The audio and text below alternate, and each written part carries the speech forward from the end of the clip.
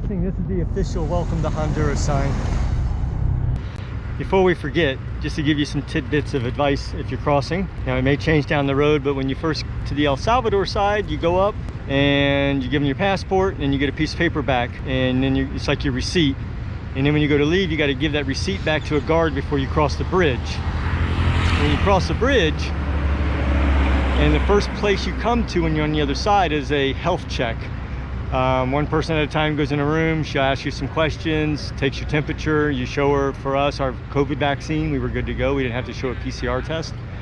She gives you a piece of paper, keep a hold of that piece of paper, because you're gonna go probably another 100 meters into another building, actually I guess the immigration building, and when you go in, it's like just a wide open area with a bunch of windows. We went to window number 3. She takes your passport, you do all your fingerprints, you pay $3, she stamps your passport, and off you go. So we're in Honduras, and it's freaking hot. It's showing, I'm showing 106, and it's a quarter after 1. Yeah, we're gonna try to do about another 15, 16 miles, and then take a break, and then tomorrow do about 40 miles, and then that's where we'll get tested for Nicaragua. So we shouldn't be here but 2 nights, maybe 3 max. So anyway, down the road we go. Let's see what Honduras has got to offer.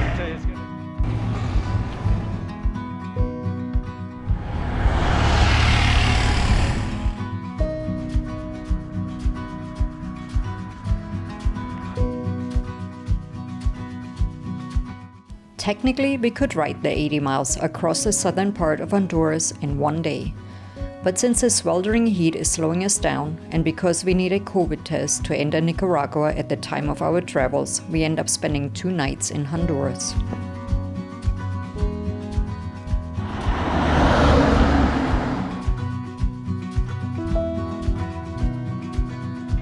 I'm guessing that's beware of alligators or big lizards. We'll see.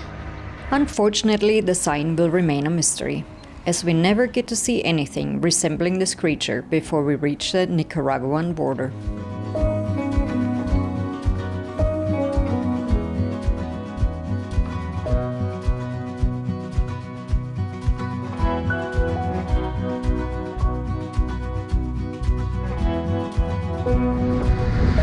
One thing you've become used to when you're cycling through Mexico and Central America are these random checkpoints like you see behind me.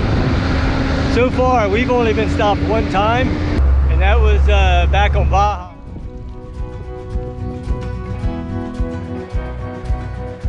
Finding our way to the border crossing is easy.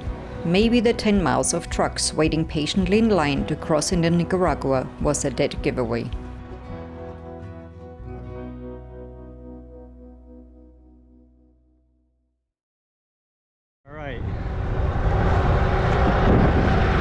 So, what a freaking fiasco this is, man.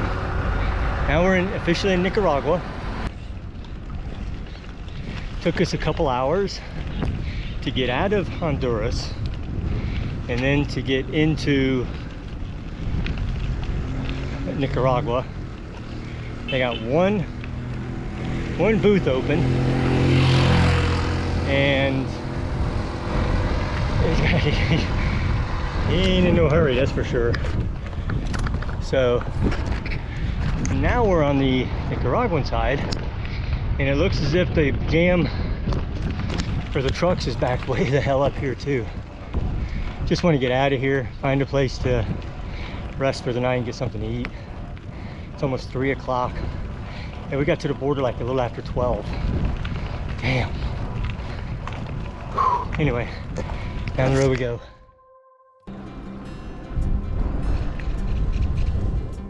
Although the border crossing was a little more hectic than we anticipated, we really enjoy cycling through Nicaragua. Life seems a little bit slower here. The roads are great, people are welcoming, and the countryside is inviting.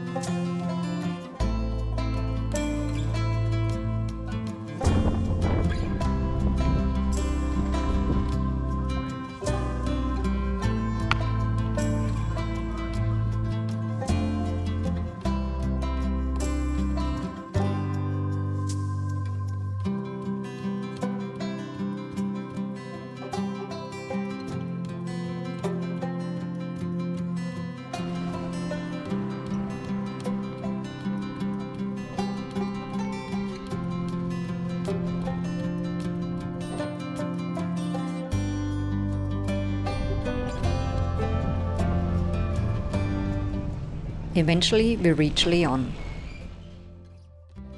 León is the second largest city in Nicaragua. In the past, it has always been the liberal capital of the country. And to this day, it boasts an enormous collection of pro-Sandinista graffiti, proudly referring to the time in the 1970s, when the city acted as a bastion of anti-Somoza insurgency. The street art and the many murals still give it a unique revolutionary character today. León is also known for having the biggest cathedral in Central America. The Cathedral of the Assumption was built between 1747 and 1814, and its construction was made so well that it endured earthquakes and many eruptions of the nearby volcano. It even withstood the bombings when cannons were placed on its rooftop during the siege of the city in 1824 and during the Revolution of 1979. Today, the church is a place of worship and a major tourist attraction where visitors can enjoy the views of the city from its whitewashed rooftop.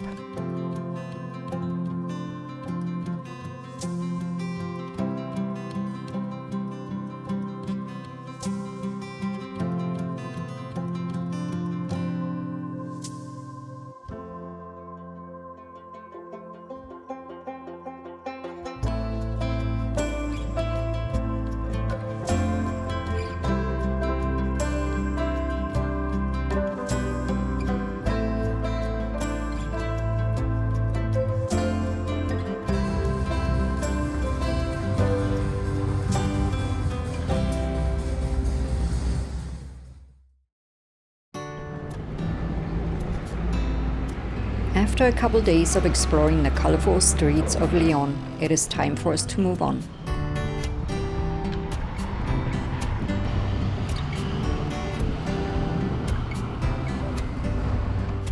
It is a 2-day ride to Granada, the other former capital of Nicaragua.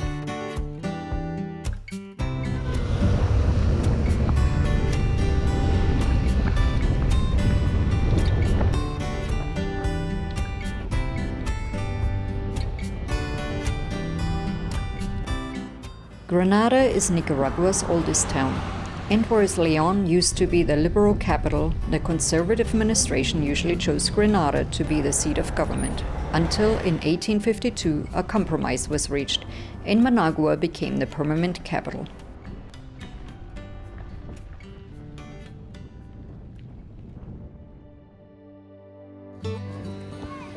Granada is widely known for having some of the finest colonial-era architecture in the country. So no wonder we spent some extra time wandering through the streets to check out all the colorful buildings in the town.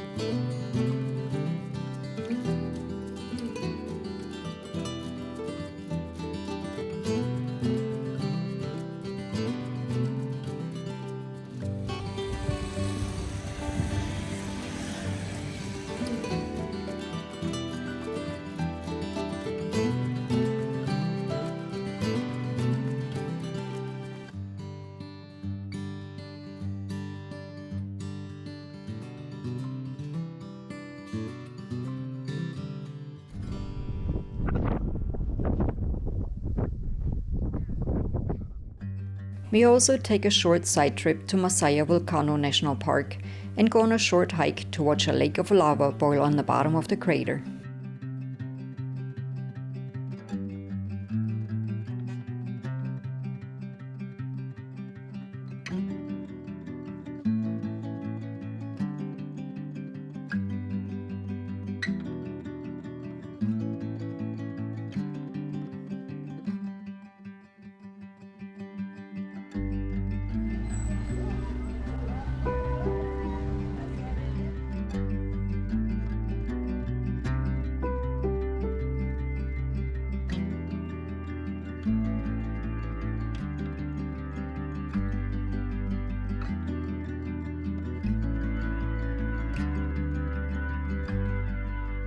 When we leave Granada, it looks like an easy 2.5-day ride to Costa Rica.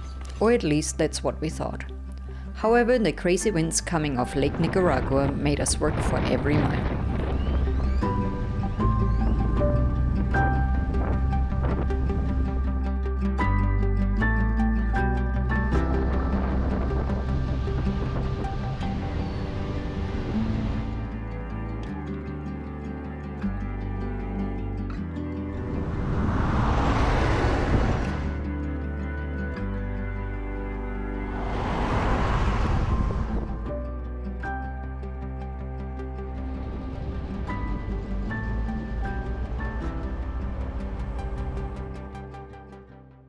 Nicaragua, you were, it was good. It was a good time in Nicaragua, wouldn't you say? Yeah, we had a good time. We were officially in Costa Rica as of probably about 30 minutes ago or so, maybe even longer, because you see the back of this truck right here?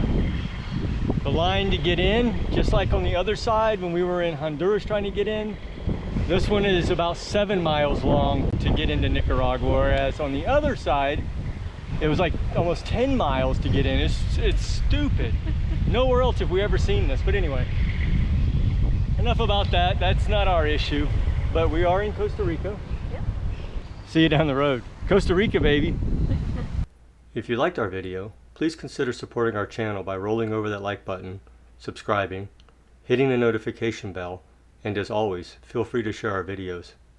Thank you for watching, and see you in the next one.